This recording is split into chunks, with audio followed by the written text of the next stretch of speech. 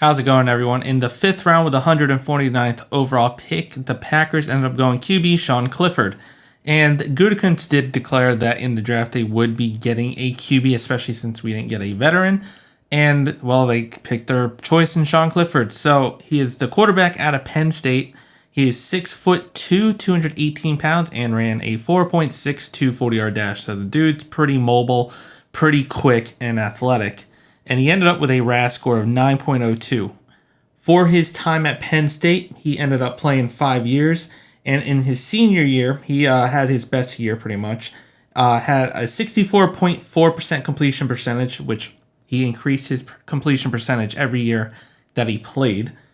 Ended up with 2,822 yards, 24 touchdowns, and 7 picks, and ended with a 150.5 quarterback rating. So had a decent year overall. And it's a bit ironic that Will Levis, who did drop in this year's draft because he was potentially going to be a top 5, top 10 pick, who went in the second round, he did beat out Will Levis for the starting job at Penn State, which caused Will Levis to transfer over to Kentucky. Now, despite him beating out Will Levis and having a decent year, he was still drafted a little bit high from what a lot of people and scouts thought. A lot of them pegged him as kind of like an undrafted free agent, but the Packers decided to pull the trigger in the 5th round and draft Sean Clifford. Probably liked his in-draft visit and saw something in him, liked his mobility, and also liked his experience since he did play at Penn State for a while.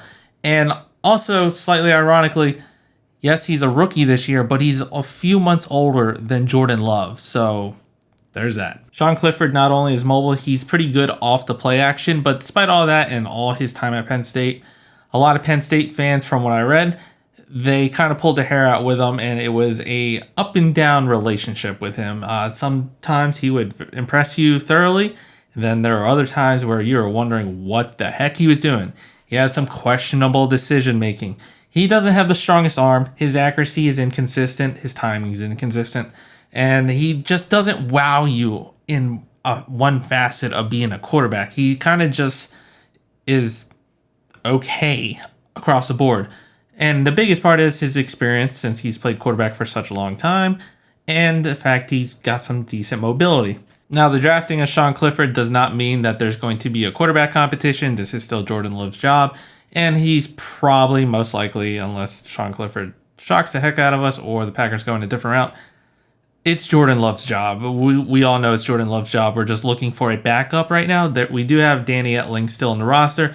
Now adding Sean Clifford. And I could see the Packers adding a 4th quarterback, whether it's an undrafted free agent or a veteran signing to try and compete and just spruce up the quarterback room. But let me know what you think down in the comments. If you liked the video, hit the like button, subscribe to the channel, and as always, go Pack Go.